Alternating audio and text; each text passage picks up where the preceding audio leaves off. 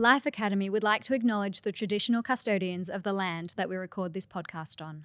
Trigger warning for this episode, we discuss adult themes, body image, diet culture, and it contains some coarse language, so please be aware if you have little ears around. Hello and welcome to Life Academy. Oh, that was beautiful. Thank you. I'm your host, Dena Amy Kaplan. And I am your host, Alicia Bennett.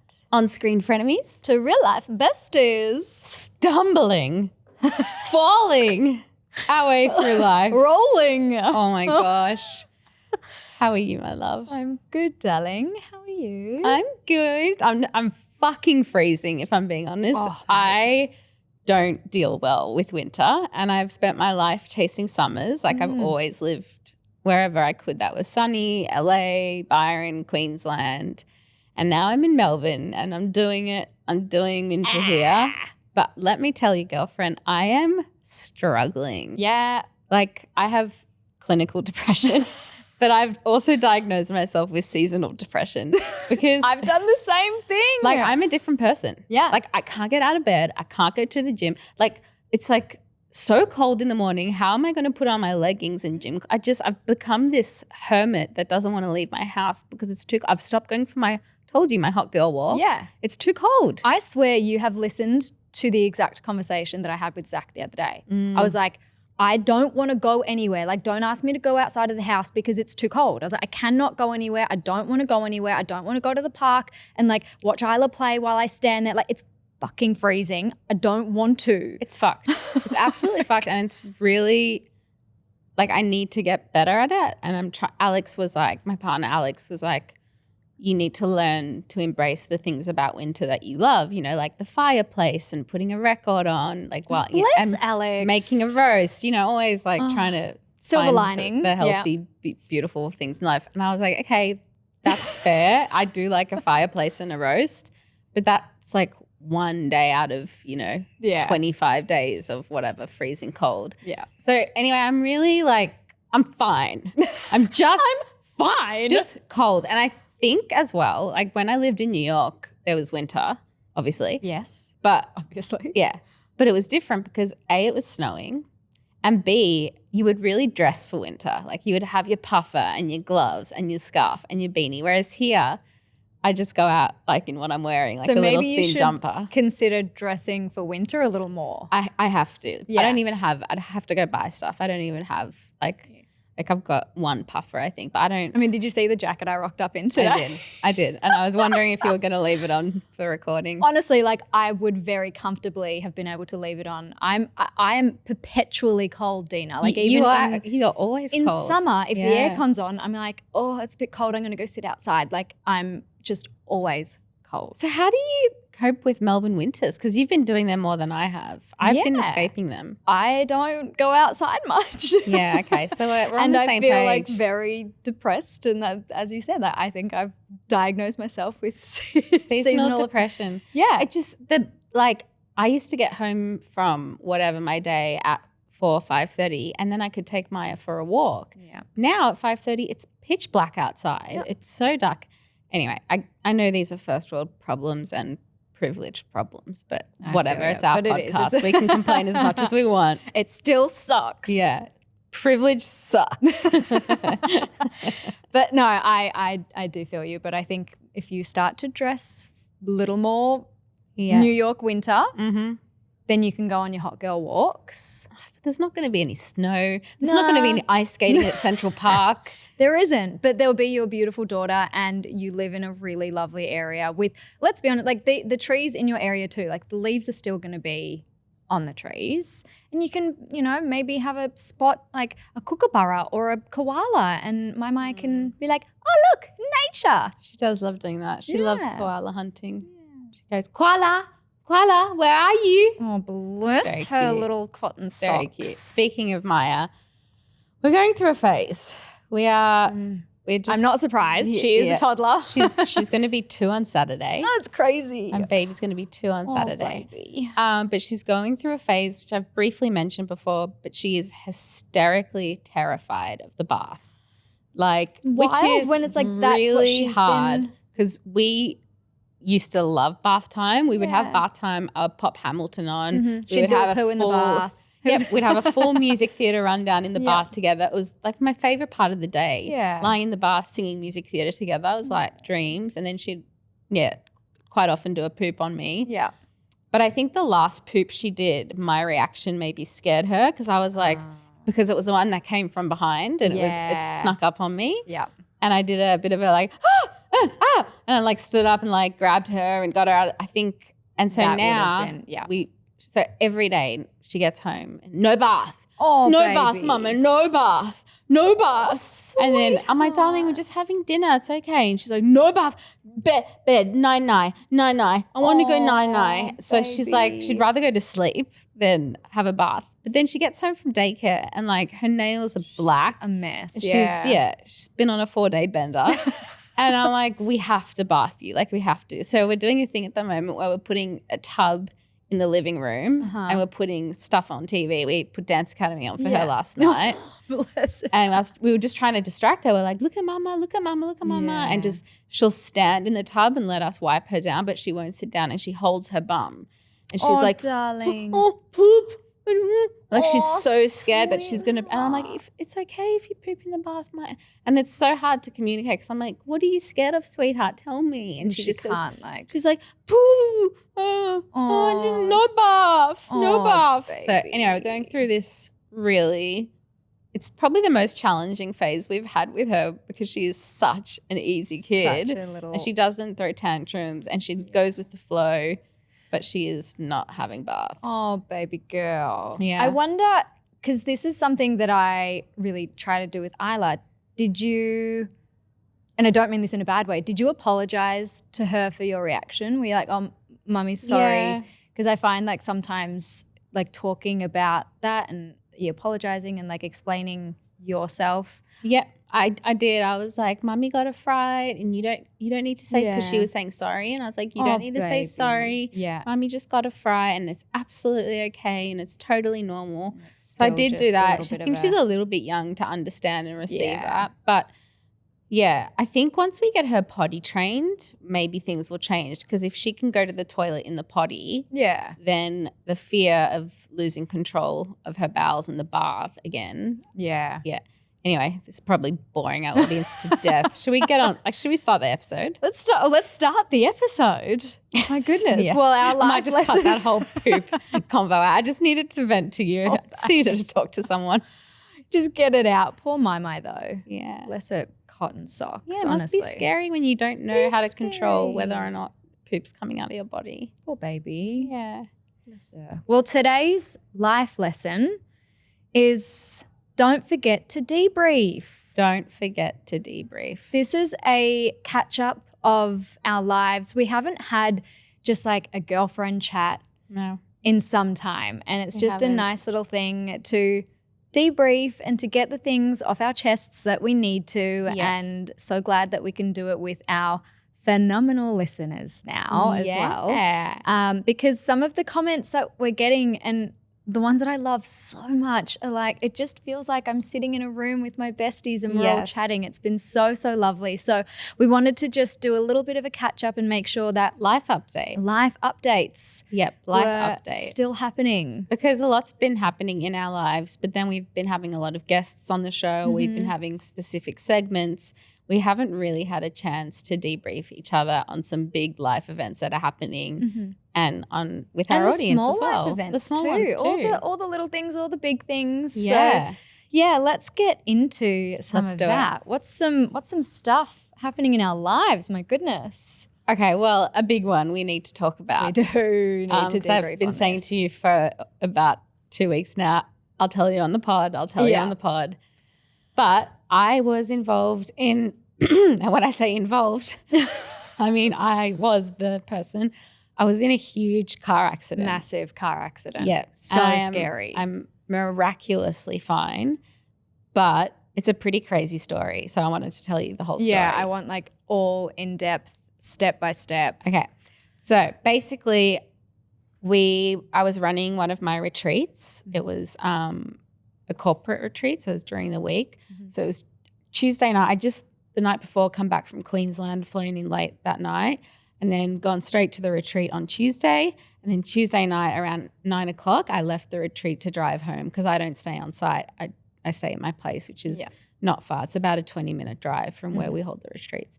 Anyway, it was a new venue, and I wasn't familiar with the roads around there.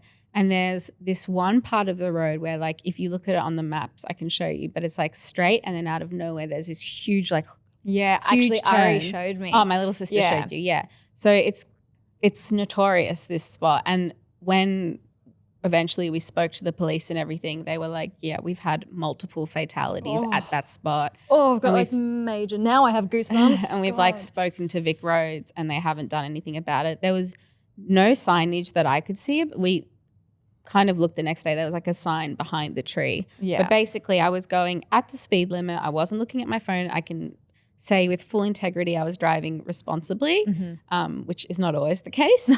But in this case, I wasn't looking at my phone or anything like, or maps or anything like that.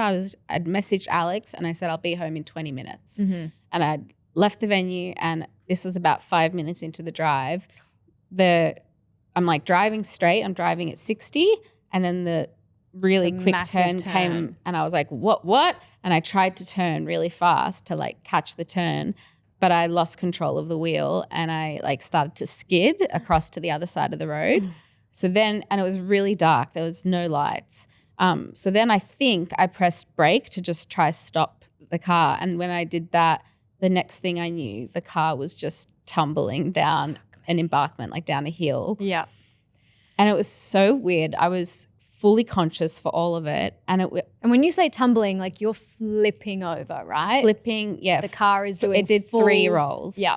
3 rolls. And it was in slow motion, and it's so vivid. I can sit here and like recall every second of it because it's insane. Time just slowed down, and I was just rolling in the car, and it was weird. It felt like I could hear how violent it was, but because of the airbags and the cushioning in the car, it wasn't painful. It felt quite safe because I was cushioned. And I just had this voice in my head that was like, and I think this is probably thanks to dancing, but this voice in my head was just saying like, surrender and let your body go with the movement of the car. Don't try hold onto the wheel and be rigid. So I let go of the wheel and I just let my body sort of fall with the movement, which I don't know, that must be like a dancer instinct that came up. Yeah.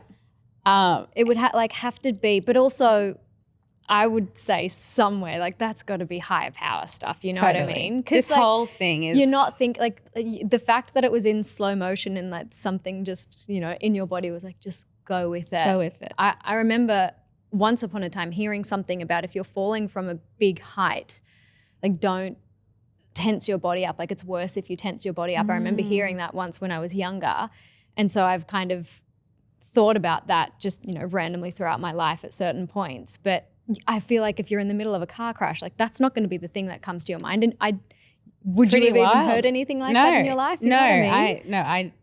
I've never thought about rolling a car in an accident. And yeah, I just felt this huge, and I agree, I think it was a God moment, but I felt this huge sense of surrender, like whether or not I was going to die or whether or not I was going to never be able to walk again or whatever was going to happen.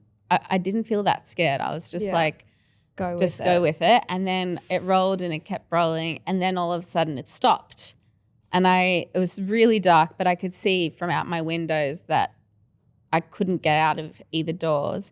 And I was stuck between 2 trees. But the car wasn't on the ground. So I could kind of feel it moving. And that was fucking freaky because I was like, even if I was to get out of the car, what's under drop? Me? Yeah. Is there a huge drop? And like, what happens if the car starts to slip? So anyway, I've stopped rolling. I'm like stuck between these 2 trees. I can see smoke, which is really worrying me. So I'm like, is the car going to burst? Is the car going to burst out? I know now that the smoke was from the airbags. Yeah, okay. But I didn't know that at the time. Yes. Can I also ask before you continue on with the story, when you were rolling, you briefly told me the other day you sort of had like your life flashing before your eyes. Yeah. Thing. Like was that like your whole life? No, it wasn't my whole life. It was just like Maya and Alex, and it wasn't like my life flashing before my eyes more than a slow motion and a feeling of like, gosh, I love these people so much in my life. I really hope that this is not the end for me. Yeah. It wasn't like my whole like all these visions of it was just I just sort of saw them and then Like you saw visions. kind of. I think but the main feeling was just the consciousness of what was happening in the car. Yeah. But there was definitely a spiritual element of like just let go, like surrender, let go, let go, let go. So sorry, there was smoke coming out of the car. Yeah. So the next thing is I'm like, I remember from the movies and like TV shows that if you're in a car accident, they say stay still. Like they're always like in the movies, always like don't move, don't move. Because I guess they're so worried about spinal injuries. So I was like, okay, I felt that nothing on me was injured. I could feel that. But I also knew there was so much adrenaline coursing through my body that I probably couldn't feel any pain, even if I was in pain. So I was like, okay, let's try not move at all, but let's get my phone because I need to call the ambulance or whatever, the fire, someone, the SES. So I don't know if you know this, but the iPhone lets off this like siren if it's been in an accident. So I guess because if it feels itself tumbling so much, it actually lets off like a siren alarm. So I didn't know where my phone was because, you know, it was like a washing machine in there and I had so much crap in the car with me. I had like from the retreat, like a whole huge bowl of falafel balls and salads and like everything just was everywhere. Of course. Couldn't find my phone, but it was going like bing, bing, like letting off a siren. Wow. So I managed to like reach for it under the seat and tried to call 000, but I had no cell reception. It was in the middle of nowhere in the darkness. Of course you had no reception. Yeah. So it actually let me call anyway without reception, but it was so broken up that the lady on the other side of the line couldn't hear me and I couldn't hear her questioning. But I managed to say like, I've been in an accident. I don't know where I am. I was at this place at this retreat and I've driven about 5 minutes from there. But then like she kept cutting out and blah, blah, blah. So I didn't really know what to do. I tried to text Alex and I just said, I've been in a car accident. I rolled the car. I'm okay. Ambulance will be here soon. Just so like he had the basic facts. Yeah. But the message wouldn't go through. So I was like, oh my God, I don't know what to do. Next minute, this dog just appears on the bonnet of my car and is like barking at me. And I'm like, oh my God, little savior doggo. Save me. This dog is going to say, like, classic, of course, the dog comes to my rescue. Of course. So I was like, oh my God, this dog. And then I see a flashlight come in the back of my car. And he's like, hello, like, are you okay? Are you okay? This really like nice man. And I was like, yes, please, can you help me? Can you call the ambulance? I have no reception. And he's like, don't move, stay here. I'll come back. Because he had to go up the hill to get service. Reception. And the dog stayed with me the whole time and was just keeping me company. Dogs, we do not deserve them. Honestly. Like how do they know? Their intuition, they're just so amazing. So this beautiful man, he's like runs down, he's like, they'll be here, you know, the services will be here in the next 10 minutes. And at that point I had the lady on the phone from 000 and it was like cutting in and out. And I said to her, I can see smoke. And she's like, okay, I need you to get out of the car. And I was like, I can't. I'm trapped on both sides. She's like, I need you to smash the back window. Oh my God. Do you have something to smash it with? And I was like, I've got a water bottle. She's like, okay. Now I want you moving as little as possible, but we need to get you out of that car now. And I was like, I don't think there's ground underneath me. I can't tell. Oh my God. By the way, we'll post these photos on our Instagram page or something so that you can see. Yeah, our listeners can see it. When you see the photos. Yeah, it's basically wild. Within 10 minutes, the ambulance was there, the SES, the police, everyone. There was like 50 people there. Wow. And every single person got the shock of their life when they saw me alive. Get out of the car because I think everyone thought like for sure this person's dead. Oh my God. And I got out and not only did I get out and like was okay, I like walked. I was fine. I was barely in any pain. I had one scratch, like one bad scratch here, which is under my neshama tattoo, which actually means like miracle. Oh my God, Dena. So yeah, it means soul or miracle. Yeah. And the guy who came to me, he turns out to be a very spiritual being and we've been like connecting.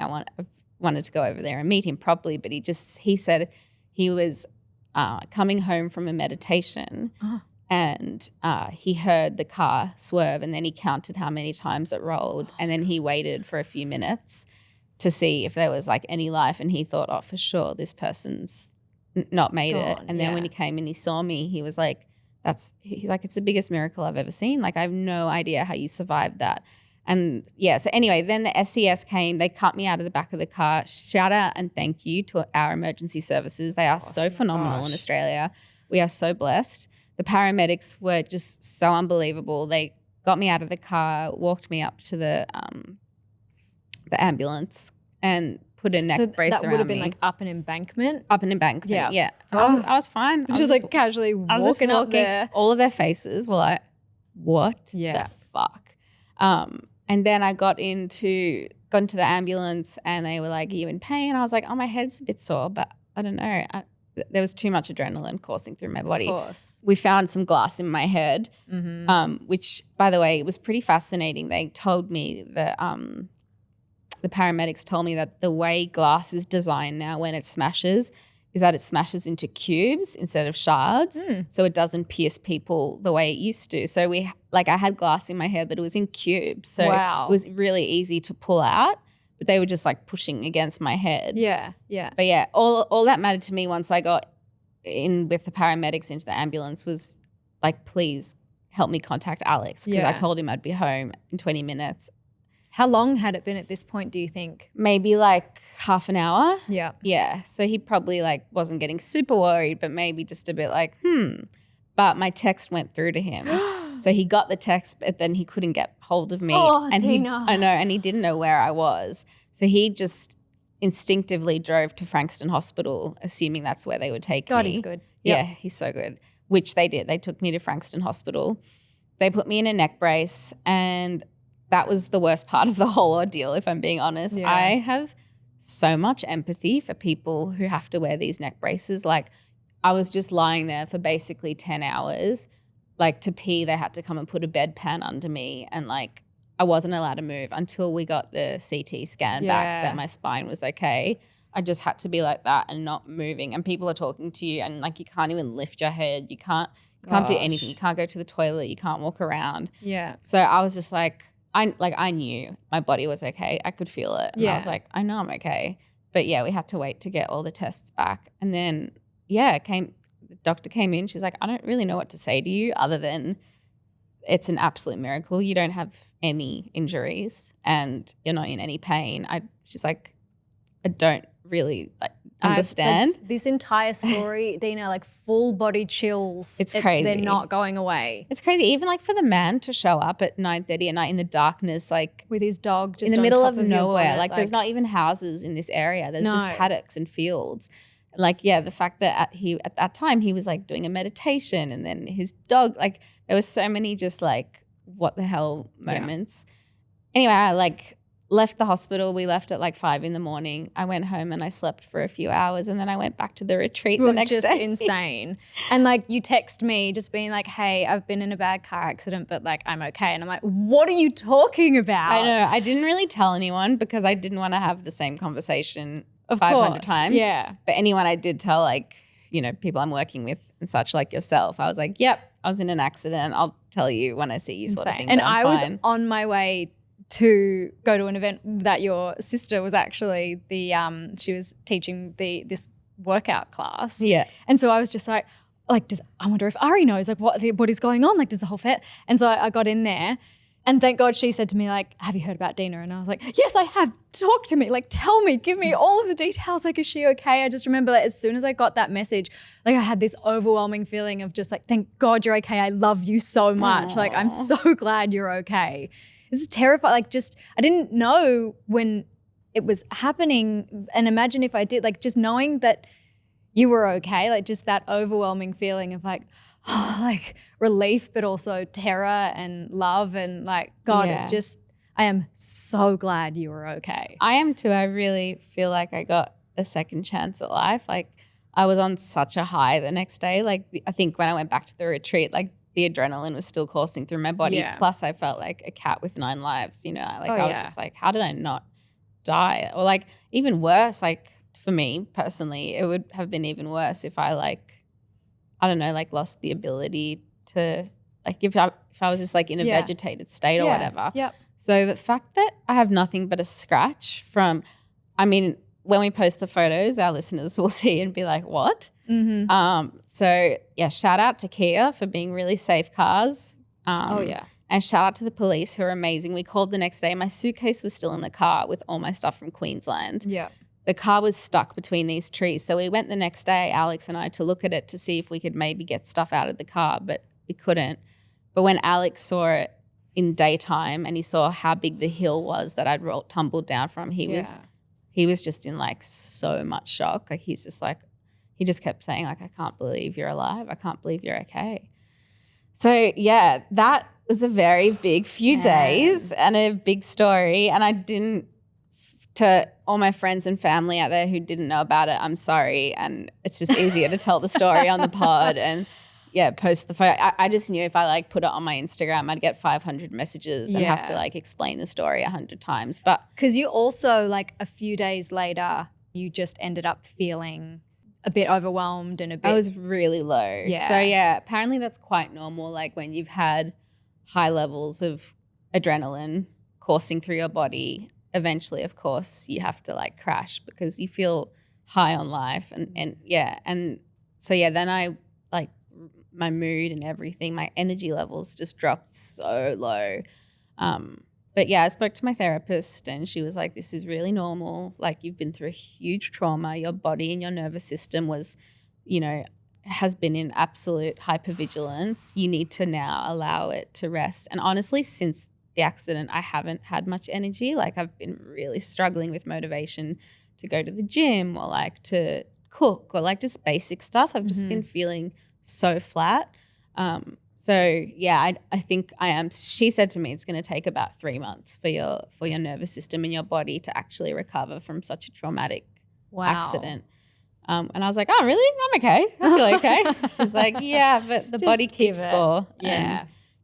Yeah. So I'm just trying to be gentle with myself. But Absolutely. Wow. So that's my, when we're going to debrief, just a little girls having coffee. Mine's just a story just of a story about survival. miracles. Yeah. I'm really looking forward to meeting my saviors, Simon and Cashy. Yes. Cashy's the dog. So you've not met them in person yet? No, I posted on Facebook in the area I live in. Yeah. That, hi, I was in a car accident last night. A man and his dog came to save me in the darkness. Is it you? If it is you, thank you so much. And can you please message me so I can thank you personally? Because I didn't get to thank him because the paramedics took me straight. Yeah. And I got a message back from someone who said he doesn't use Facebook, but I know who he is because he told us all the story. Yeah, okay. And he's a very private person, but I'll ask him if I can pass on your number. And then he gave me his number and then we've been texting back and forth. And he's like a very spiritual being and very like the things he was saying. I was like, oh yeah, of course you're the person that saved me. Yeah, oh my gosh. Yeah, and he was like, just saying like you must have some important soul work to do on this planet because it was not your time to go. And, very coming from a very spiritual place. Yeah. And his dog, he sent me a photo of the dog like looking at the moon. I was like, that dog. Beautiful. Yeah. Full body chills through all of that. But when you just said you must have some important work that you need to do, like my body just went, like I just got all the way, I got this shiver up my spine because I genuinely think like the work that you do, Dee, and how you're studying now, and I think there's so many important things and conversations that you need to have still, and it's not my time yet. Not your time, but just so much. Yeah. And I think in general, I don't have a great fear of death, to be honest. Like Alex and I talk about this a lot. He's very fearful of death and he finds it a very scary thing to think about. I don't. I've always had quite an interesting relationship with death, and I think, I don't know, this hasn't left me traumatized because I guess I haven't had that fear. If I don't know if I'm making sense, but I think if I was someone who was like terrified of dying, this would have left me a lot more traumatized than it has. But it just felt like it was an accident and it happened, and it's not my time yet, you know, and I've lost quite a few people in my life in the last couple of years who just seemed so young and like their time wasn't up, but according to God or the universe, it was, you know, and you can't argue with that. But so anyway, I'm feeling lucky and blessed and full of gratitude. Absolutely. And just need a new car now. Shout out to Kia if you would like to sponsor. Who would like to sponsor the girl that rolls cars down the hill? Holy moly. Yeah, that's huge. And once again, I'm so glad that you're okay. Thank you, my love. I am too.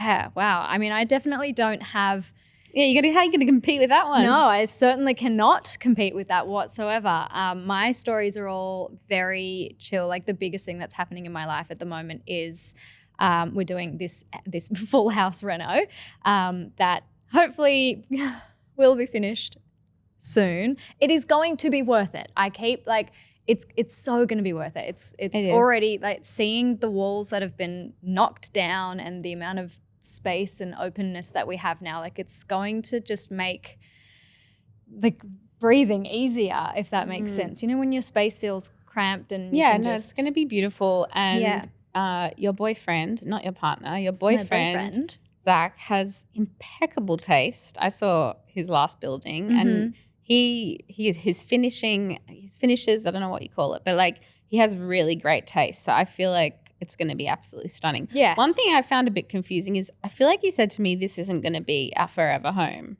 Yeah. So is the vibe a bit like, which my sister does as an interior designer, is to sort of flip houses and places and then you move and they become like a little investment properties and then you move into the place you're going to live? A little bit. Like I think in terms of this house, the biggest reason we kind of made it all happen so fast was to just get back into the area that our family and friends live. And it was kind of just time, and given our budget and what we were looking at, like this was kind of the perfect spot. However, in terms of space and a growing family and our growing businesses isn't the Not enough perfect. space. Yeah. How many bedrooms is it? It is 3 bedrooms, but we both kind of need an office space as well. And if we decide to have another baby, then that office space that we currently have will be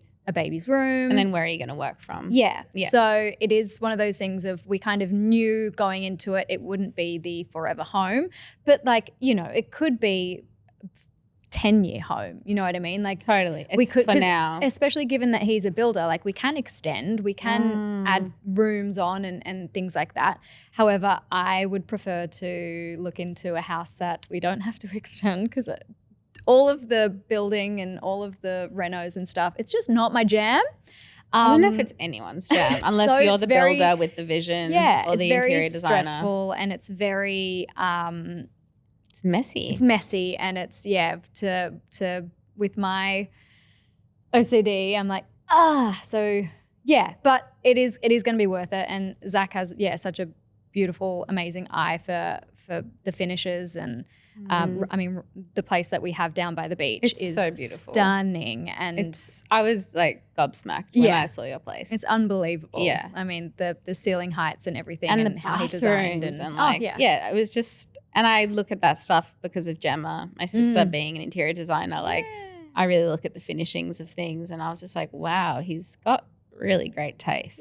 Yeah. So it is going to be worth it. It is going to be How worth long it. is the prediction? So Zach's prediction is like, a couple of weeks. My prediction. Oh God. Yeah, he's got a interesting sense of time, my darling Zach. But my prediction is probably going to be like 2 to 3 months until everything's finished. Let's do it. 2 to 3 months is so doable. I thought you were going to say like a year. No, I would hope not. I mean, maybe because this is what we said with our beach house, was that it would be like, it'll be finished in a year and all done, and it was definitely not. But with this, given that it's a reno and we have to live in it, there in that space, yes, there is a very big push to have everything finished, because we also cannot keep living with my amazing parents who have been housing us, especially for the last week, and will continue to do so for probably another week or two. Hopefully only another week. Yes. But yeah, I'm feeling pretty bad at the moment that we're taking up their space and their life, and I'm so grateful for my parents. My goodness, Yeah. it's just I honestly am lost for words when it comes to. I just have feelings of just extreme gratitude for them letting us. Yes, I resonate stay with that and help deeply. us. And I think when you have a kid, your respect for your parents just goes through the roof. through the roof. I know both of us have families that really show up for us and for our daughters, and it's just very much so. Yeah, I'm the same. I don't know what like Alex and I would have done without my parents. No. You know, that they've helped us so much with having a home and with everything we have. You know, we've got them to thank for. So Yeah, absolutely. yeah, pretty Yeah. lucky. Yeah. So that's kind of the biggest thing happening in my life at the moment. But some of the little things, I've actually spoken about this a fair bit on my Instagram page, is stopping breastfeeding. Oh yeah, I've Big stopped. thing. What? It's done. Bye, boobies. Bye, boobas. Bye. Yeah. So Oh my God, no more hands down your top. Oh, the hands down the top is still happening, and that While is we were something. in Sydney, Isla literally could not get her hands out of Alicia's top for a minute. Like it is. She's It's her attached. comfort. She'll like your wants it's like her her dummy. blankie. Yeah, she wants her dummy, and then it's the hands Boobie. straight down the top, and it's like it just sits there, on the warm skin, and It's a she's not. comfort. Yeah, it's just her comfort.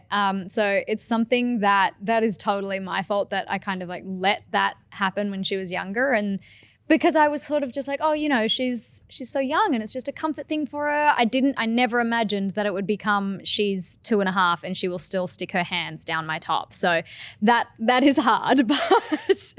But the breastfeeding side of things, do you know what? The biggest thing was like she would have been ready to let go quite some time ago. It was me. It was all me. It was very hard for me to let go of. Like even last night, I get it. I was putting her to sleep and she was like, can I have a booba? And I was like, Does that mean booby? yeah. Because in Hebrew that means grandma, so I just have to Oh. clarify. No, it was honestly just something. I mean, I speak about like breasts and boobies and stuff to her on like a normal. Yep. But when she thinks about having like a drink of milk, it's a booba. Booba. And she Just a booba. Yeah. love just a it. booba. I just have like this memory of Tom Green in season 1 saying, "Oh no, season 2, booba. Where's the money?" You'll get it if you watch season 2 episode. Okay, I was about to one say, of I the don't remember episodes. that, Yeah. But anyway, so yeah, last night she asked, "Mummy, can I have a booba?" And I like held strong and I was like, "No, baby, you can't." And she goes, "Are they broken?" And I said, "Yeah, baby, they're broken." I go, "There's no more milk in there." And she goes, "Okay." And I was like, Big girl. "Oh, okay. All right. Okay. Well, this is done." So that's happened a few times now, and it has been Wow. maybe like nearly 2 weeks since she last actually. And this is the thing, like when I say she was like we're talking a little sip of water. Like Right. she wasn't properly breastfeeding. was It more hasn't just done for- for yeah. maybe since the end of last year. So it was just like a little comfort thing of just let me have a sip of water before I go to sleep kind of thing. So it was more just my thing of this is what our life has been since she's been born, is just her. And it was, so it's, It's such a sacred and I don't know what the word is. Like just special sacred connection. is really yeah, like sacred fine. connection. It's such a beautiful thing, and I cherished it while I was able to do it, and Yeah. I grieved it when I stopped. Yeah. So I think that's really normal that you're feeling all the feels. It's a really big thing. Yeah. I think it's It's a deep connection. yeah, on top of, you know, just feeding her and keeping her alive when she was a newborn, it was just bonding with her. And Yeah. and I guess there's really probably proud some of fear you. that, thank you, baby. Yeah, because I know how much you didn't want to stop. Yeah. And you could have done it for a lot longer. Lots of people. I suppose, I mean, this is the other thing, because I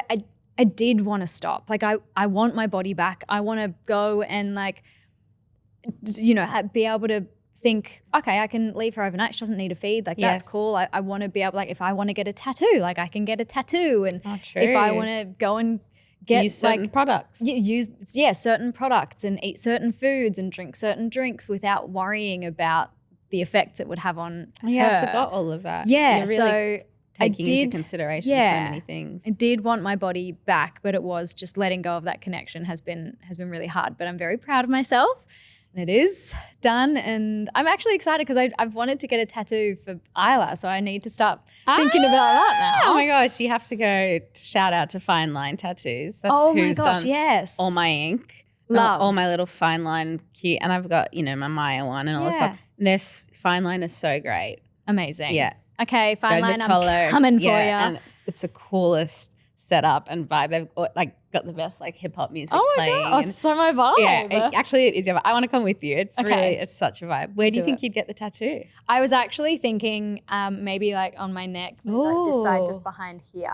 Oh, beautiful. And potentially I wasn't expecting that. No? No. Yeah, I just don't know. with acting, I would have thought you would have tried to Hidden hide it. Yeah, way more. I think most of my tattoos, actually all of my tattoos I can hide very easily that I currently have. But I think I forget you have tattoos. yeah, because they're all hidden. Where are your tattoos? I've got one on my spine on my back here, and then I've got one on my ribs over here, and then one on my foot. Yeah.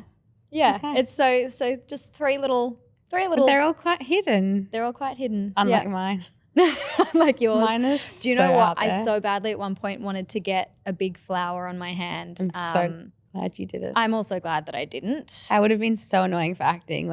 Yeah. Mine at least I can wear a long sleeve top. Yeah. But with hands, I actually think about this all the time because Keenan's got, I don't know He's if you've got seen, he's got a a lion tattoo, on his yeah. hand. And I always wonder how much time he has to spend in the makeup chair getting that Just covered to up. get it covered. Because because I had to get my arm ones covered for, what was the movie? Occupation? The last two movies I did. So Long Story Short and Occupation. Yeah. They had to cover me up. And it took a while. Didn't stop you from getting a job though. Didn't stop me from So getting a that's job. good. Yeah. No. But yeah. Speaking of Long Story Short and getting a job, do you know that story? No. I'll give you the long story short. The long story short one, yeah. Do you know this story of I don't how I think got so. that role? No.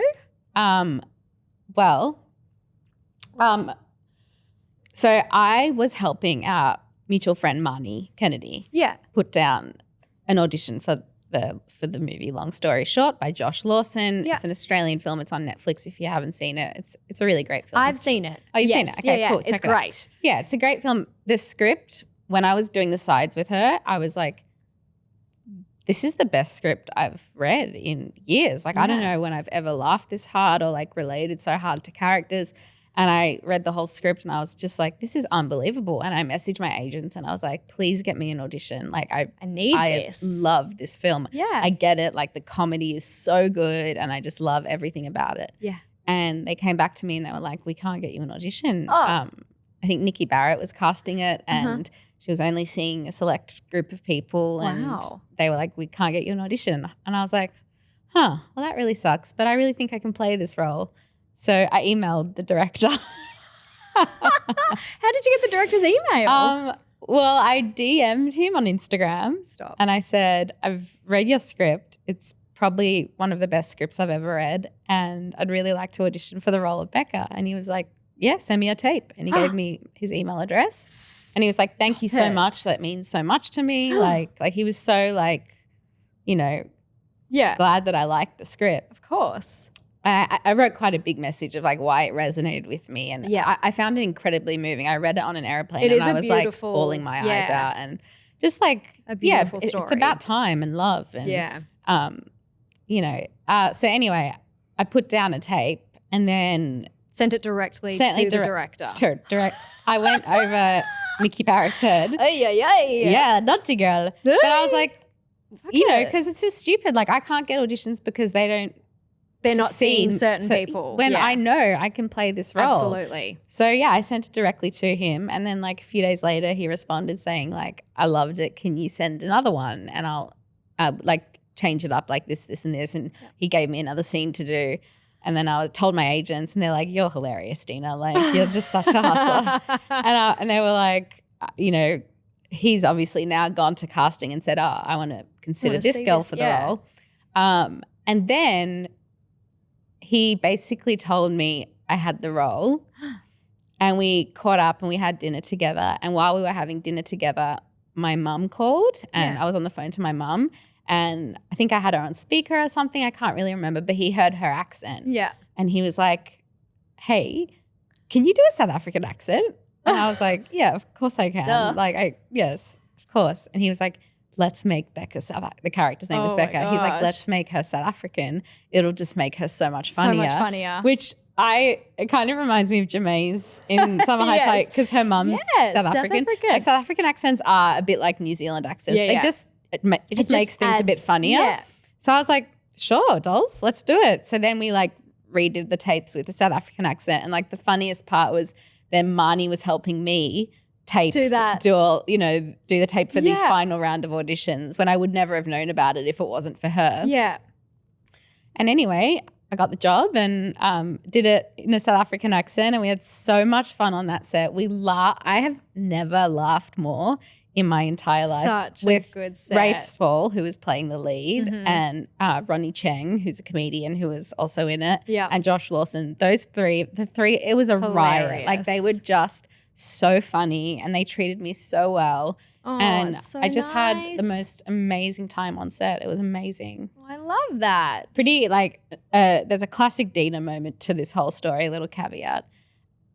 3 days before we were due to start shooting, I had a ruptured cyst in my ovary and my appendix burst. Oh. So I was in hospital and they had to do keyhole surgery and do all this stuff to my ovaries and blah, blah, blah. So on that whole shoot, classic Dena, I was like, my whole stomach was taped up and I was in a lot of pain. And I remember Josh just being like, are you, like he saw me changing and he saw this like huge taped up stomach and I didn't tell them. Yeah. He's like, are you okay?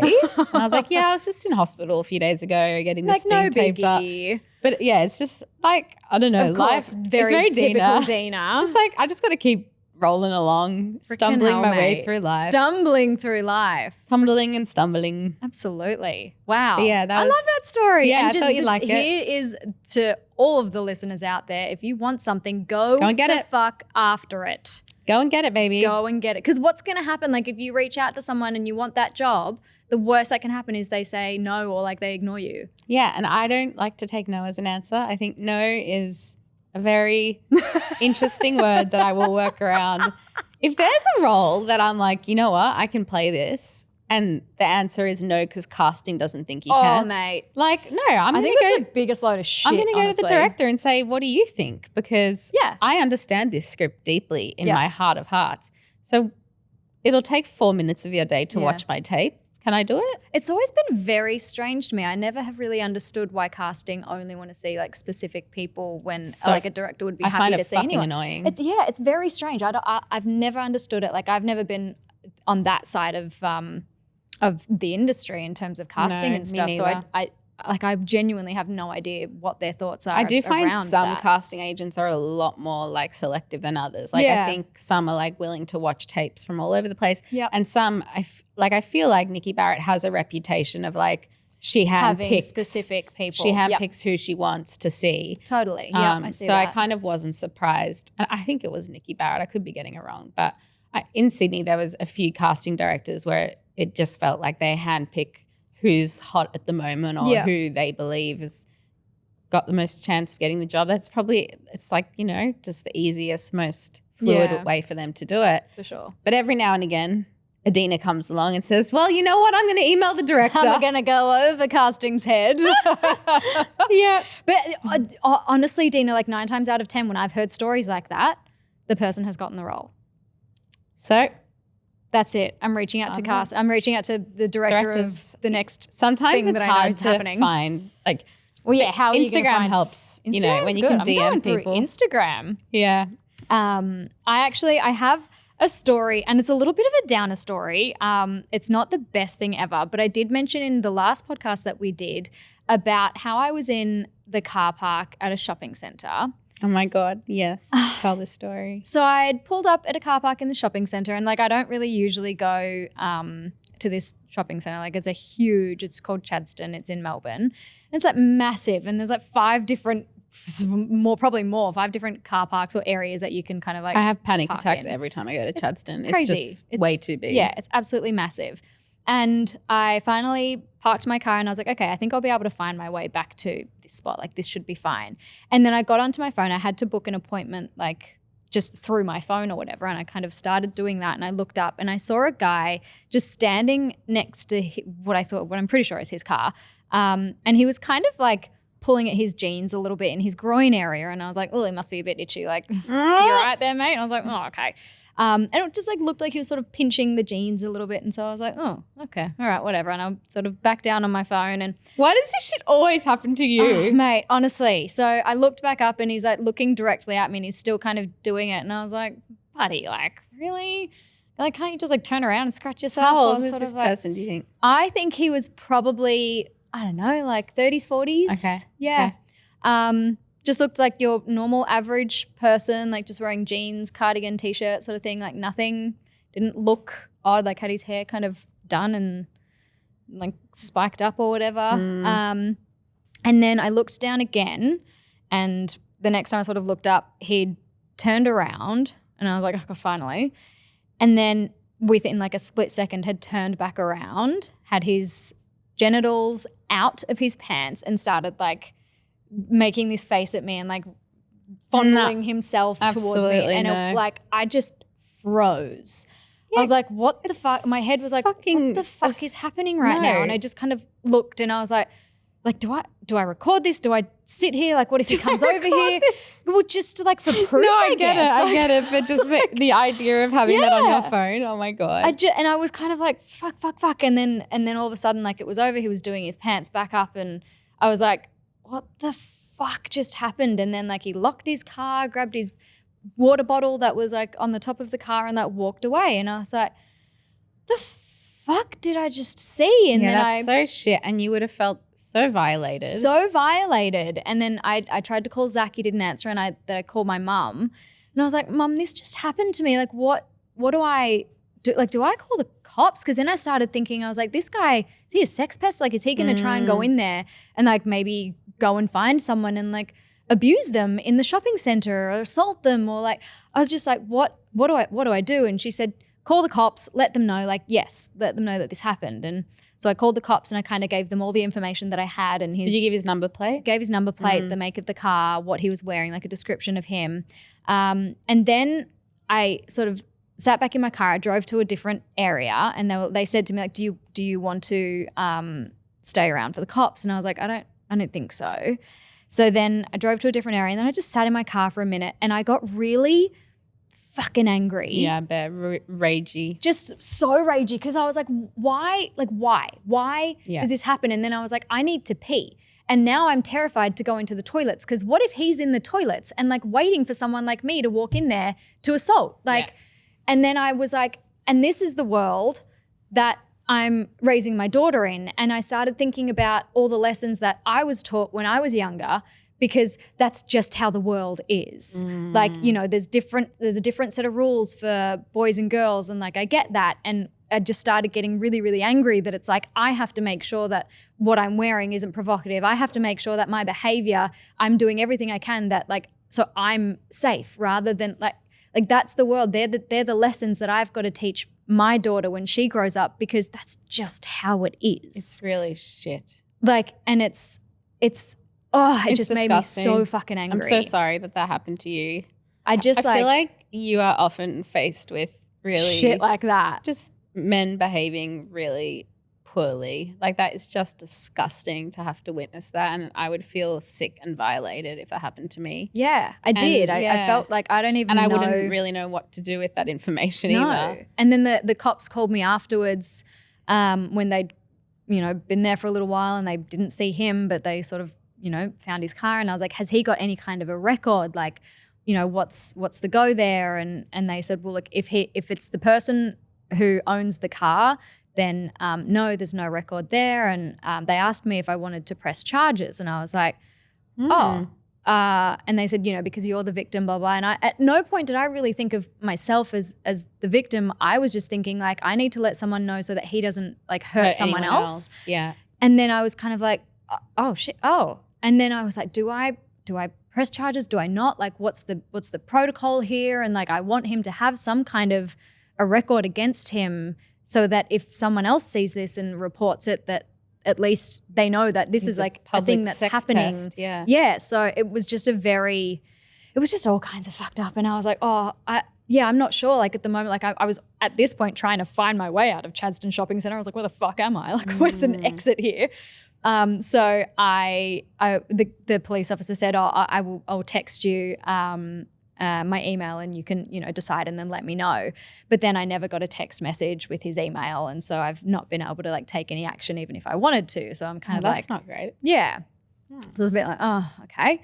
But yeah, so that was just, I'm very angry that this is the world that we're raising our daughters in, and I'm going to have to tell her, like, when you're walking, like, carry your keys with you, put them between your fingers if you're like in an alleyway that you're scared at, like just all these things that we've got to constantly think about. Yeah, the lengths we have to go to stay safe in the world. It's even like we're in public Australia. places we're like in this. Australia, We're in like Australia. we're, compared to other places in the world, like it's just so it made me very angry. But so it would have made me rage, like, and be so disgusted. And I think particularly being a girl mum, like there's an increased sensitivity to that and how a woman feels in this world and their safety. It makes me think that if I were to ever have a boy child, like I want to start thinking now about the lessons that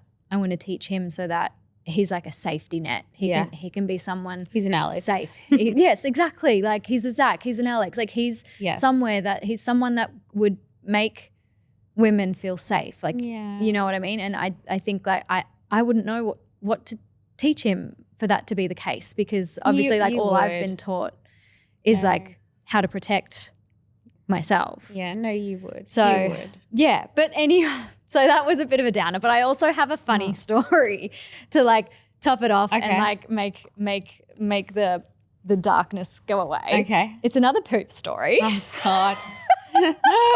We are so in the poop era. I feel like we need to get merch made being like in our poop era. Our poop era. Yeah. If anyone out there makes t-shirts, we will happily wear them if you make us in our poop era t-shirt. Marku, I know you paint your own stuff. Marku could paint them. Marku's hand painted poop. Yeah.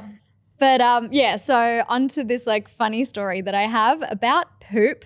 I was at my in-laws' house. My parents, me, Zach, Isla, and my in-laws, Kevin and Laurie. Laurie was cooking us dinner, and she was making a musmang curry and a butter chicken. It was like a curry night, and I had had the meal, and I was like, oh no, my stomach. Oh, this flipped. is a you poop. This is a me poop story. I was waiting for Isla. This is a you poop. Oh, no. I mean, Isla's poop stories are every single day. However, this is a me poop story. Oh, my God. So Laurie and Kevin's house, they have like, when we're talking about downsizing, like they have downsized and they have like a tiny two bedroom apartment, one bathroom apartment. And like it is little. It is a little house. Okay. A little thing. So I'm thinking like, oh, here we go. Like I've got to go to the bloody bathroom. And like everyone's just here and the toilet's just here. Oh, that's actually my worst nightmare. Oh my God, Dena. So anyway, I've gone to the bathroom. Like I didn't, of course I didn't announce, I'll be back, I'm going to the bathroom or anything like that. I just, slipped away. Everyone was talking, happily chatting, yada, yada. I'm in the bathroom. And then all of a sudden I hear Kevin, my father-in-law, go, oh, where's Alicia? And I was like, here we go. And everyone was kind of like, well, and then he's like, you're right in there, Alicia. And I was like, oh my God. And Isla's like, where's mummy? And he's like, go and check on her. Go and see if she's okay. And I'm like, oh my fucking God. Please just let me poop in privacy. And in my head, I'm like, thanks so much, Kevin. Shut the fuck up. Yeah. And then, and like Isla comes over, she's trying to open the door. And I was like, oh my God, like, is this really happening?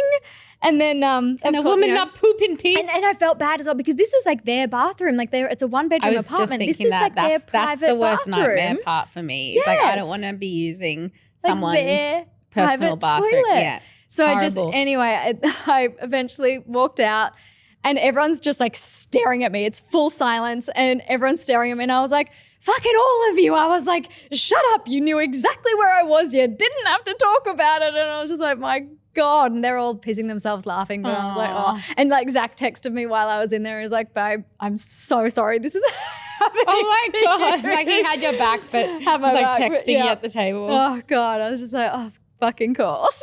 Oh my gosh. Well, it's nice. It's refreshing to hear a you poop story as opposed to our An dogs Isla and poop children. story. Yeah. Yeah, but no. Hey, I was thinking about our petition that we wanted to announce to our listeners. So while Alicia and I were in Sydney, I think it was while we were in Sydney or maybe when we got back, but we decided that we really want to be on Dancing with the Stars. Oh my God, like desperately want to be on Dancing with the Stars. We went on the morning show with Larry and Kylie and they told us that they were on Dancing with the Stars and they asked us if we've ever been on Dancing with the Stars and we were like, no. Why haven't we? Why have we not done this? Why haven't Abigail and Kat had a full comeback frenemy moment on Dancing with the Stars? Yeah. So Channel 7, is that the channel it's on? It is the channel Channel 7, if you are listening, or any producers of Dancing with the Stars, or any fans out there, we want to make this a thing. We're making this a thing. Internet, help us out. Do your thing. Get us on Dancing with the Stars. I mean, I'll probably last 5 minutes. You will not. You will win the entire thing. Like I am calling it now. If we ever get on Dancing with the Stars, Dena Kaplan is winning. Can I just say, if I was to make it to the end, I'd probably win. I'll agree with you. Yeah. But I'm not going to make it through the first day because I'll be injured within 5 minutes. Like Now you're just jinxing yourself. No, That's it's just not the a thing. truth. Like my back's fucked. So I'll be injured. So I don't even know why I think I can do this. But we want to do it. We And we wanna want you bloody guys do to it. like help us make a petition for why Abigail and Kat need to have a frenemy comeback on Dancing with the Stars. It's so good. It's so good. So yeah, we're calling out. We're letting you guys know that we're going to make this happen together. This is a together thing. This is an us thing. Yeah. But yeah, moving on from that. Look, I think one last little thing I wanted to talk about. Yeah. It's not a down thing at all, but just a little bit of a personal thing. Podcasting, I'm learning, is it's a dance, right? And it's a fine line between how much we share and how vulnerable we are versus how that affects other people and whether it hurts other people's feelings. So anyway, I just needed to make a bit of a live clarification and amends almost to my mum because I feel really bad. She's like my biggest fan, my biggest supporter. She loves you as well so much. And she's a phenomenal woman. She's a phenomenal woman. She's the most giving mother. She would do anything and does do anything for her children. And she was loving the pod so much. And then after the body image episode, she said it really hurt her feelings. And I was like devastated that I'd hurt her feelings because that was not my intention. But, you know, she just felt like the story about the diet pills and a few of the other things like painted her in a light of being a really bad mother. And she's like, you know, if people don't know me, they would just think like what a horrific mother. And I explained to her, so to clarify, Mum knew nothing about the diet pills. The lady that I went to see was a doctor and nutritionist who was able to prescribe. So it's really their responsibility, which is what you said when you heard the story. You didn't think, oh my God, like bad mother. I never, you thought irresponsible doctors. Absolutely. But yeah, I just wanted to put some clarity that I have the best mum in the world. She's the most supportive, like generous, gives everything to me. She's been there every step of the way. Like our mums are so fabulous. So and like, fabulous. And Mum and I have like worked really hard at our relationship and it's like in such a beautiful place. Like watching her with Maya, I have this newfound love and appreciation for her. Yeah. So anyway, I really wanted to just do a public apology if, you know, she felt that she was painted in a light that, you know, was not very, I don't know what the word is, but it flattering. Not very flattering, because I have nothing but love and respect for her and I don't, you know, I said to her, even the stuff about, you know, growing up in a family that valued body image and beauty, like that's not her fault. You know, that's intergenerational lineage of like coming from a long line of ballerinas and dancers. And everyone is always doing the best they can with what they have. And I think that something excuse me, that I find like not triggers me a little bit, but when people talk about like reparenting, right? I've always been like, well, I don't ever want to say like I'm reparenting myself because my parents did a phenomenal job with everything that they had. Yeah. And I that's feel the not to same say way. that any of it was necessarily wrong. However, things like are different now as well. Yes. And that, again, it doesn't mean that that's their fault, that that's their bad. Like, it is information that has come to light in like recent years of things that we would be like, well, I'd do it's that new differently. research, It's new development. research. Yeah. And that's honestly all that is. And from everything that I've ever seen of your beautiful mother is that she has always been so incredibly supportive. She's been there by your side every step Through of the way. thick and thin. Thick and thin, every part of your career, like just has always championed you. And even when she hated ballet, like my mum would come to every ballet competition. Granted, she would take a portable TV with her so she could watch the cricket while all the other mums are like watching the kids dance on stage. Mum's there watching with her portable TV, watching the cricket. So and then I much. dance I never and she'd knew be that. like, yeah, she was not. She's a cricket girl. She was not a stage mum. She's very Kris Jenner. Like I do. Yeah. She gets shit done and she's Absolutely. definitely the Kris Jenner of Australia. But she wasn't a stage mum. She was much more interested in the cricket and sporting But she wanted to scores. support But her she daughters was there in at what they every dance chose. comp. And, you know, the stuff that went on with my body image that she said, you know, made her, when she listened to it, made her feel really sad. Like, I don't blame her for anything. Like the stuff the Australian Ballet did and all that stuff. Like nothing was, I wasn't trying to imply anything on her, you know, and I just needed to say that publicly because I don't feel comfortable doing a podcast that, you know, hurts the feelings of the most important person in the world to me, really, you know? So I needed to say that before we. Just a little bit of clarity. Just a little bit of clarity. Yeah. And on that note, I think that's a really lovely place to end, that we love our mummies. We love our mummies very much. We're very lucky. We are very lucky. And we love you guys. And thank you so much for just coming with us on this journey. It's been really special and amazing once we've released this, to just see the support that we still have from, you know, back in the day, and then our new listeners, like people saying that you've come onto this podcast. You're so glad you came across it in your algorithm and that like it came up for you and you just feel like you're speaking to your best friends. It means the absolute world to us, and this is why we do it. We want to connect with you guys, and it feels very special, and I feel very privileged. So thank you for coming with us on the journey. And we love you guys. Thank you so much. And if you are enjoying it, please subscribe and review and leave all the little stars. Leave us some. We have been loving reading your messages, and obviously we can't reply to all of them, but just to read them and know that you guys are enjoying what we're doing. Yeah. Very grateful. Very, very grateful. Grateful to be alive. Grateful to be here. Yeah. And on that note, any little yes, of course. recommendations, homework, dream work? My recommendation is for everyone to get themselves into an infrared sauna at the moment. Ooh. I'm, as you know, the biggest infrared sauna girly. I try to sauna at least 3 to 4 times a week. Really, really helps with my PMDD symptoms and inflammation in my body with my back. But just with winter, it just makes such a difference just to get in the sauna and sweat and feel amazing. So yeah, wherever you go to, whether it's like a recovery lab or P3, like there's a bunch of different centers all over. And for our listeners in Germany and stuff, I found saunas when I was living there as well. So get into a sauna, especially an infrared sauna if you can. That is my recommendation. Yeah. My winter rec. Yeah. Oh, winter rec. That's very good because it's nice and warm in those. I need to get myself a sauna. Yeah, maybe you need one for the new place. Oh, that's a good idea.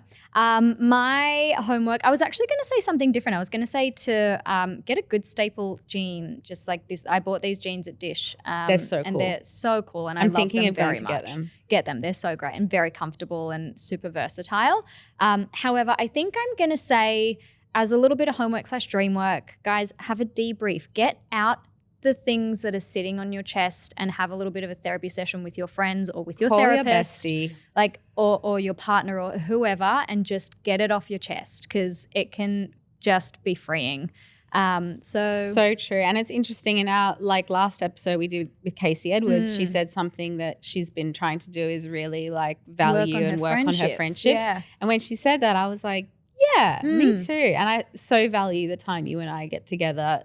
Like I so look forward to, you know, every week getting together, having uninterrupted adult conversations. So nice. It's just the best.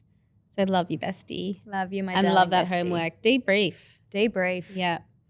Beautiful. Well, the bell's about to ring. Class is dismissed. Thank you for joining us. Thanks, team. We love you. We love you.